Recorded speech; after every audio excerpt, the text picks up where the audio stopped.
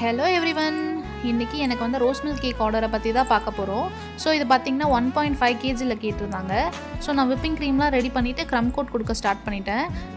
Bottom tyre வந்து 1 kg வர மாதிரி அண்ட் வந்து டாப் டயர் வந்து 1/2 kg வர மாதிரி நான் ரெடி பண்ணிக்கிட்டேன். இதை நான் ஃப்ரிட்ஜில் வைக்க செட் பண்ணிவிட்டு நெக்ஸ்ட் வந்து மேலே டாப் டயர் வந்து ரெடி பண்ணிக்கிட்டேன். அதையும் நல்லா ஃப்ரிட்ஜில் செட் பண்ண வச்சுக்கலாம்.